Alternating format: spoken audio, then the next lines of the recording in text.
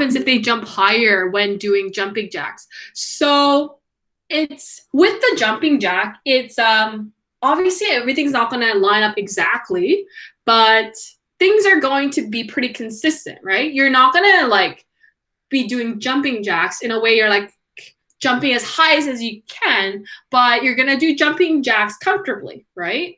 And so relatively, you're going to have a pattern that's like so. But yeah, you're right. At certain times, you might go a little higher and you might even go a little lower if you end up bending your knees. But relatively, it's going to be periodic, right? It's gonna have a pattern. You're not gonna suddenly go like this and then that. Like it's gonna be pretty consistent, and that because that's the idea of the jumping jacks. It's pretty consistent as you if you imagine your movements as you do a jumping jack. So whereas things like C, the cost of riding a taxi varies depending on how far you travel. So think about when you're in a taxi. I know we're mostly taking Uber these days, but when you're taking a taxi, you pay a flat fee and then you pay per like kilometers. And so see how that right away is like a linear shape? So that's not periodic, it's just a line. And so we can skip on that. And then if you have any kind of investment, you wouldn't want to invest, right? If your money is going to go like this, you wouldn't want your money to be periodic. You would want your money to go like that. And that's how it goes for the most part. Like you're going to invest a certain amount of money and it might be slow, but it's going to be like an upward increasing, and it's not going to be increasing and decreasing where like this is what a sinusoidal is. And this is what a periodic function is, right? So see how it's like different? E, you throw a basketball to a friend. Maybe with E and F, I can get you to think on that more. And now that you've kind of been exposed to how I think towards like HD, is that okay? So then that way I could address some of your other questions. You had a question about 9 and then 11. All right. 9. Sketch the graph of a periodic function with a period of 20, an amplitude of 6, and whose equation of axis is y equals 7. Okay, I'll draw it with you. And these are actually so fun to draw once you get used to it. But like at first, it's kind of scary. Okay, let's try it. Number 9. So these were the information. The period is 20. Amplitude is 6. Axis, y equals 7. Okay. I am drawing the information. Yeah, can you see my screen okay? Sorry, I just wrote period, amplitude, axis. I'm going to start drawing now. I think Abby's saying she can see the screen okay. And Emily, let me know if you can't see the screen. Okay. So I'm going to start off by saying, okay, so if the period is 20, that's how long it is towards the x-axis. Hold on, sorry. I think I didn't scroll down. I think you can see what I'm seeing. Okay, so period is how long a single cycle is. Amplitude is axis to max. That's usually how I think of it. Axis is like the average y value. So this is how I usually do it. Right now, I've drawn a quick y-axis. I'm not going to worry about the x-axis right now, and I'm going to go to the y-axis because that's like the middle value, and it kind of makes sense for me right now. If I say this is y equals 7, that is my axis, okay? And my graph is going to oscillate around that. It's going to go up and down based on that. I'm going to add 6 to this number. So 7 plus 6 is 13. 7 minus 6 is 1. So this is my max. This is my min, right? So they did not specify where I start.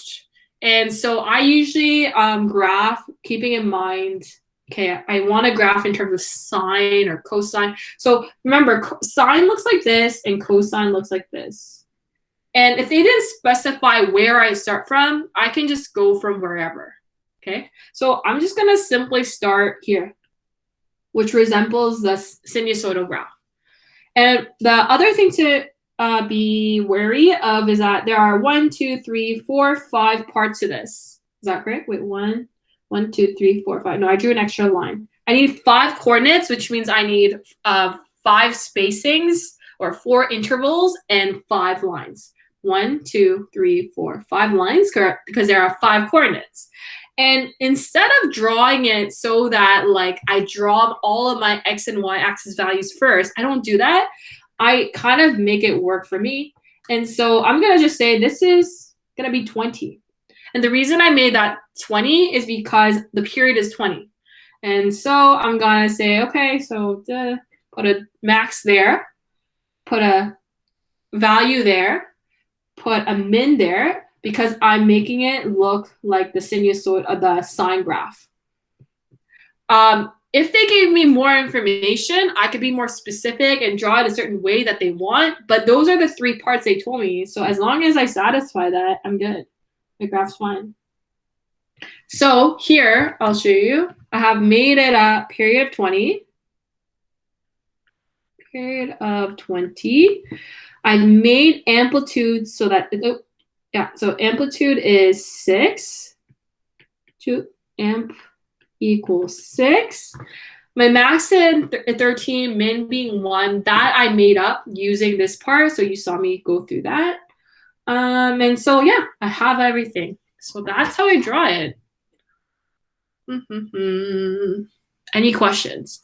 Keep in mind, I could have drawn it the other way. Like I could have also drawn it so that it looks like this instead.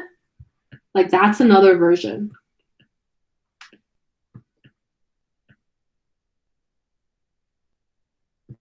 Okay, that's another version. So let's say I'll say this is like version 1, version 2. This is version 1. But for both, I have satisfied what they said. So I can have 2 different graphs for this example. I don't think there's another variation for this. So I think these are the only 2 variations. Is this making sense? How do you know when to draw a graph like the one in the lesson notes? Unit 6, lesson 1, question 3. Let me look at what that example is.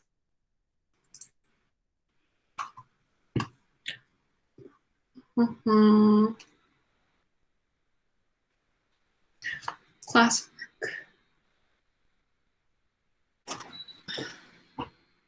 Let me know if it's too loud. I'm going to turn on the AC for a second.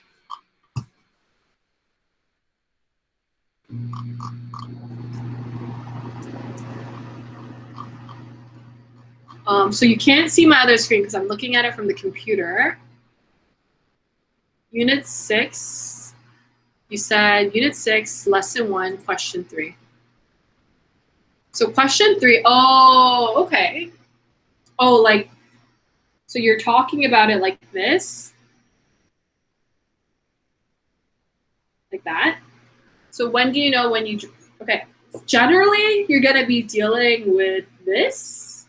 And the only time I perceive you ever draw it like this is if they're being really specific on how they want it.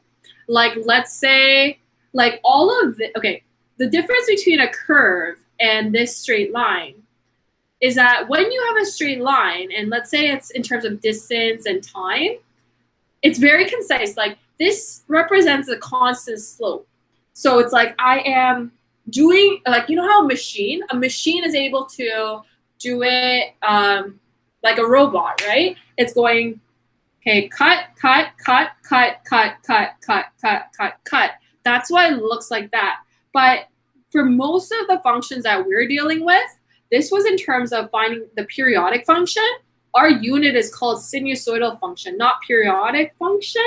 And so most of the things that you're gonna look at is like this.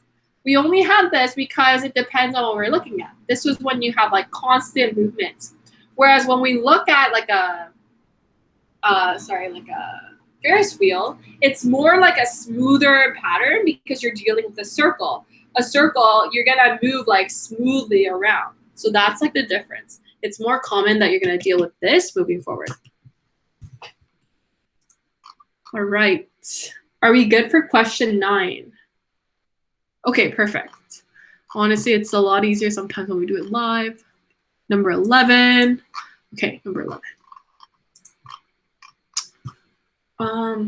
Let me find the question. 11.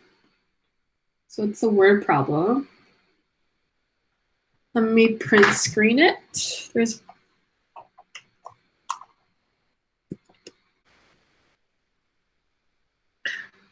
It would probably help to get the homework consolidation slide going, right? So we could talk about these and upload these.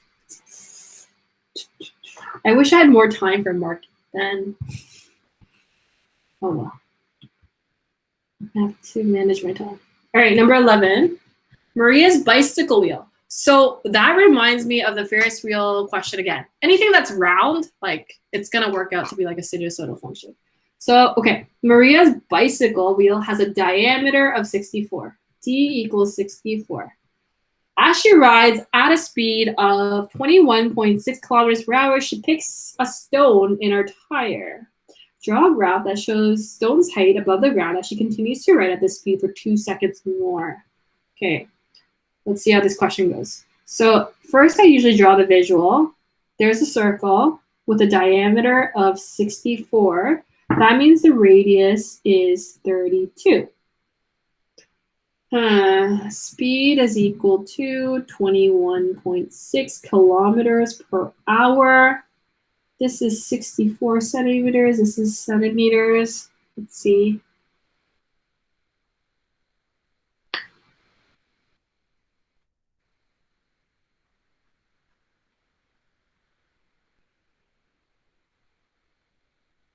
So somewhere along the ride, a stone is picked up. So maybe there. They didn't specify when it's picked up. And it's probably gonna stay in the tire, like stuck to the tire, right? Graph shows a stone's height above ground as she continues to ride at the speed for 2 seconds more. Oh, okay, so what I think we need to figure out is, so if you're traveling at 21.6 kilometers per hour, so it's not like the stone is stuck on your tire forever. It's stuck for a few seconds is what it looks like. So let's see. In 1 hour, there are 60 minutes. And this is like the mole conversion that I do with chemistry. So if you're taking chemistry, you've probably seen this before. Or like just like the conversion of it. Okay, so in 1 minute, there's 60 seconds. This is gonna help me determine how long they're traveling. Okay, so let's see, let's work the math out. So I'm gonna do 21.6 divided by bracket times 60 times 60. I get 6e negative 3 kilometers per second. I'm going to do one more conversion. So with 6c negative 3 kilometers per second, my bicycle was in terms of centimeters. So I'm going to do another conversion. So in 1 kilometers, there's 1,000 meters. In 1 meter, there's 100 centimeters. That's going to get rid of these. Okay, so now I'm at, okay, that times 1,000 times 100 is 600. So I have 600 centimeters per second. Okay. Are you with me so far? Okay, so that means they are traveling. The bicycle is going to be moving so that it's moved 600 centimeters per second. And it says, basically, you're going to start off somewhere, right? Okay, I'm going to say, okay, maybe the pebble is, maybe that is represents the height of the ground, from the ground. So that's height, that's time. So that must be 64. Like you could have started the pebble anywhere, right? You could have made the pebble like there. She picks up a stone in her tire. You know what? It probably makes sense, actually. What I'm thinking is it might make more sense that you pick up the pebble from the ground, right? So I should actually probably start it here, right? Kind of doesn't make sense to pick up the stone from like up there. So I'm going to modify it. So I'm going to start there. That's where the pebble starts off. And then 2 seconds will have elapsed. Okay, I probably need the circumference of a circle. Circumference of a circle. What is that? 2 pi r? 2 pi times, so step 1, step 2, step 3. R is 32. Let's figure out what the circumference is. 32 times 2 times pi. 201.06 centimeter. So this full circle is 201.06. The period of this, so this represents, no wait, hold on, let me think. Oh, okay, I know what the next step is. Okay, I need to figure out what the period is. Okay, so what I'm gonna do is step 4. If I have 2, okay. So that means in 1 second, based on the tire speed, you are traveling. Okay, in 1 second, the tire is spinning so that it's traveling 600 centimeters, but the circumference of the tire is 201.06 centimeters. So I'm going to times that by 201.06 centimeters. The reason I'm doing that is so that I can figure out for a full circle on tire, when it makes that full circle, how many seconds it takes.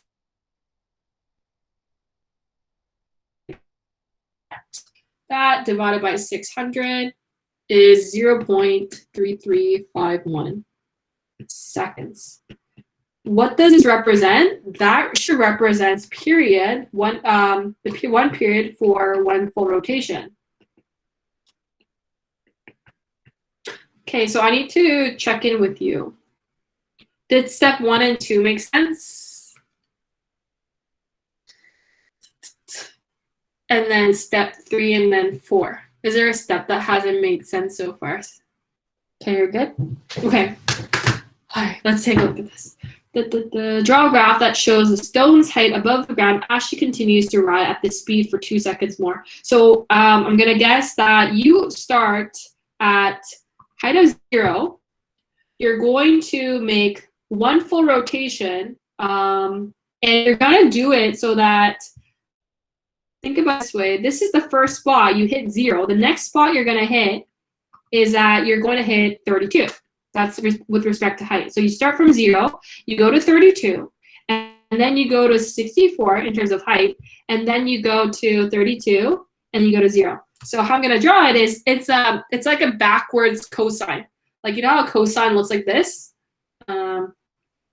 This is what a cosine looks like. This is what a sine looks like. So rather than a sine, I'm going to make it look like a cosine, but I'm going to draw it backwards, meaning I'm going to start here, and I'm going to go, okay, it's going to have an axis value of 32, have a max of 64. So I need to remember my border lines, and I'm going to go 1, 2, 3, 4, 5. Oops. You need it like curvy. So,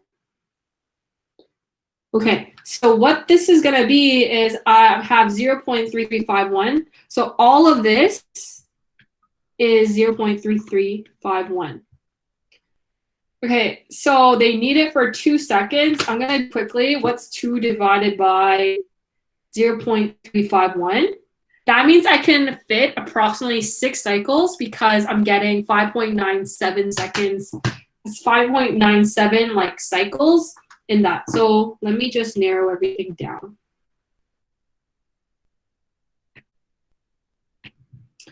Just interrupt me if you have a question.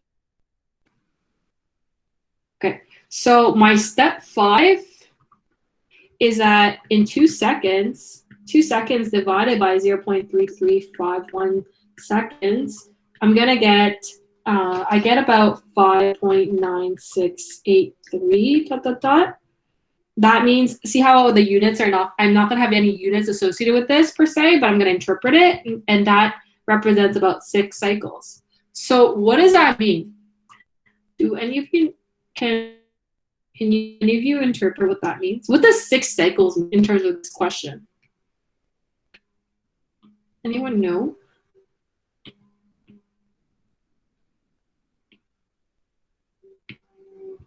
Six cycles.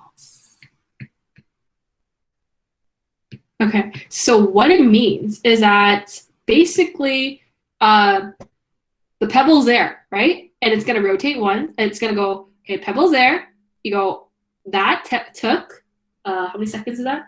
0.3351 seconds. Basically, the bike is gonna rotate 6 times. That's what it means. You go 1, 2, 3, 4, 5, 6, and that's how many times the bike, the wheel rotates within the 2 seconds. And then yeah, they just wanted a graph, so I just need to extend this. So I might just erase my work so I can fit everything. So that was like a good sketch for me to know what I need to do. My number 5 told me how many cycles I need to fit. So I'm gonna go, okay, let's say that's 1 cycle, 2 cycle, 3 cycle, 4 cycle. I still need more space. 1 cycle, 2 cycle, 3 cycle, 4 cycle, 5 cycles, 6 cycles. Okay, perfect. So this is in terms of time, and which is in seconds, and this is in terms of height, and this is height of the pebble in centimeters. And so what's going on is that you are starting, the pebble is starting here. You're gonna, and then come back to its original spot. So drawing these parts to help me draw, I'm gonna hit a max. Go like that. So I'm gonna keep drawing these. Okay, are you with me? Is it making sense? Halfway. So halfway is there, there, there, there. Okay. 1, 2. Wait, I'm gonna draw halfway. Halfway is max. Min. Over there, over there, over there, over there. Whoop. It's like tedious. That, that, that, that, like that. Okay, I think you're understanding like what I'm trying to get to. I'm trying to fit about. Okay, so 5.96. So this is approximately how exact do I want it? Well, okay, I can actually do it so that, so 6 cycles. Okay, so I'm gonna work backwards. 0.3351, which is 1 period, times 6 is 2.01. So this is 2.01. And so like this is like 2 seconds.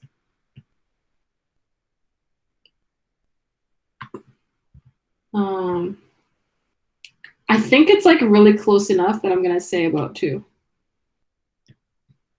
And that's like, that has to be 1.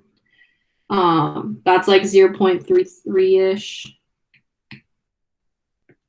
Wait, 0.3, 0.6, 1.3, 1.6, something like that.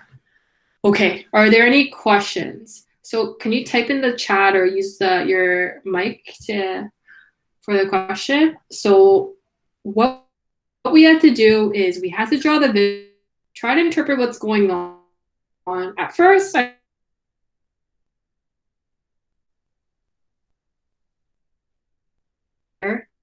instead. And then I made it rotate, and I interpreted what that's going to mean. That means it's going to hit its radius there, 32. 64, 32, 0. First thing I had to do is try to interpret this speed, 21.6 kilometers per hour. So first thing I need to do is, well, the time that they're talking about is in terms of seconds. So I had to do a conversion to seconds. I could have done step 1 and step 2 together, but I was like still thinking it out. And then the second step, I did a conversion to centimeters per second. Oh, and then then at that point, I was able to figure out, oh, the pebble is going to be traveling at a speed of 600 centimeter per second, because that's how fast my bicycle wheel is riding at, the bicycle is riding at.